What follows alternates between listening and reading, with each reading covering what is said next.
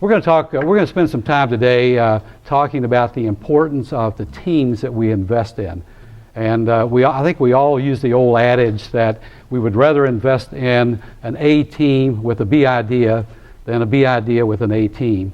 And so it really begs a lot of questions. What is really an A team, and how do we know that we have an A team that we're making the investment in? It does also remind me of another famous person that I think most of you probably know, Yogi Berra. Anyone doesn't know Yogi Berra? Of course, he was a very famous baseball player, played catcher and outfielder for the New York Yankees for a number of years, then transitioned from player to manager, and is one of only 7 managers to ever lead both a National League team and an American League team to the World Series, and then was eventually inducted into the Baseball Hall of Fame. He's also known for one other trait that he had. Can anybody guess what that was? He was the king of one-liners.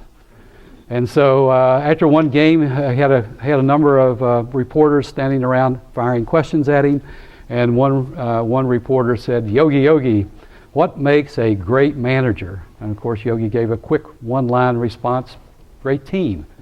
So I think when we look at the companies that we're investing in, one of the things that we're looking at doing is investing in those companies where they either have the semblance of a great team, the beginning of a great team, or we can help them develop a great team to get to the kind of growth expectations that we have for these companies. So today we're going to use a fairly simple example. I'm going to make a few opening comments about the importance of team selection, team training, and team retention, and talk a little bit about CEO training. And then we have Jason Koss with us from Applied Behavioral Analytics out of Dallas. He's going to give a presentation about different profiles that they've been able to test for, and he's going to present some data to us so that we can look at what those profiles indicate, and perhaps it's another tool that we can put into our tool bag to help us pick the best teams that we want to make the bets on. Of course, anytime along the way, if you've got questions as we go through the presentation, please raise your hand. Of course, when we talk about a team, it does beg the question, who's on the team? And I think largely that's an indication of the developmental stage of the company.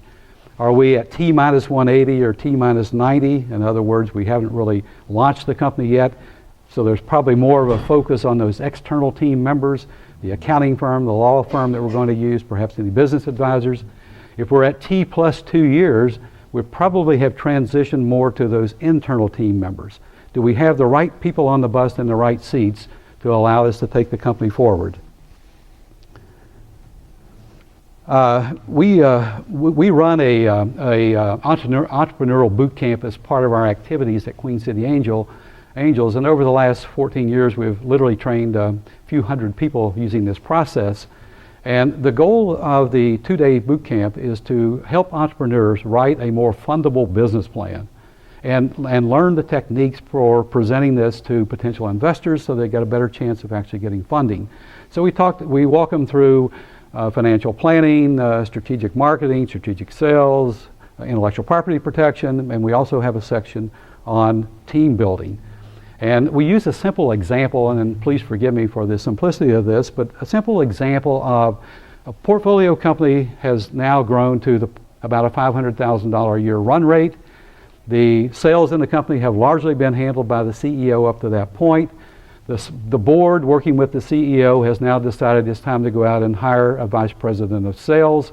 CEO sources that person, and if you look at some of the attributes of the candidate that he came up with, 20 years of increasing experience in sales management, worked primarily for large corporations, has specific domain expertise for the industry that they're working in, and has indicated a willingness to adjust the comp package to fit the budget that the small company has.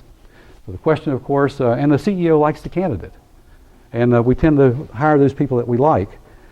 So some additional attributes of the person, most of that experience is in Fortune 500 companies. No startup company experience. The person has gotten to the point in their career where they're thinking more about managing folks and activities as opposed to doing. And then in this case, the CEO only spent 4 hours interviewing the C-level person for the company. Perhaps you can use that kind of a process and get to the right people, but in my experience, that tends to be a multi-day process in order to pick the best C-level people to bring into your company. And of course, since we're interviewing for a VP of sales, what did that prospective candidate do? He used his sales skills to sell the CEO on the fact that he should be the person selected for the job. So what did we end up with? Well, we could have had a positive outcome, but in this example, we assumed that after 6 months, the CEO actually fired the VP of sales, which, by the way, that would be a record because a lot of people tend to hang on to these people much longer than 6 months. It could be a year or two and cause real damage to the company. So we present this simple example to try to get these young entrepreneurs, these first-time entrepreneurs, to think about what is the total cost of an incorrect hire in your company. And it's not just that time and money that you spent to go out and source the candidate, but it's you think about the impact on the budget and the overall plan of the company. You're not hitting the sales goals. That's a big detriment to the company. Secondly, the impact on the customer base. If he or she has alienated many of your customers and you lose those, or perhaps they've upset internal other team members and you end up losing those people. So if you look at that collectively, it can actually amount to hundreds of thousands of dollars or perhaps millions of bucks. And in the worst case, you can actually lose your company with an incorrect hire, especially someone in this type of position. So, like all of you, we do our due diligence on the company. We come back with our due diligence report. We have a section in that report that talks about the management team, and invariably we have a line item that says, we have an A management team. And of course, from my perspective, it always begs the question, how do we know? And one of the things that I discovered in putting this together was a little framework that talked about the attributes of an A player. You can see the attributes that we show on the left-hand side on the left-hand column, and then what an A player would exhibit relative to those, what a B player would exhibit, and what a C player would exhibit. So I think this could be a starting point to put together a methodology, if you will, so that as we're talking about internally, we've got this A team that we're betting on, that everybody understands what that actually means from a benchmarking standpoint. And then, of course, if we're betting on a company that we hope to morph into a high-growth enterprise, is an A player really good enough? Or do we need an A+ player? And how would we source an A+ player? And how would we decide that we're actually betting on an A+ player?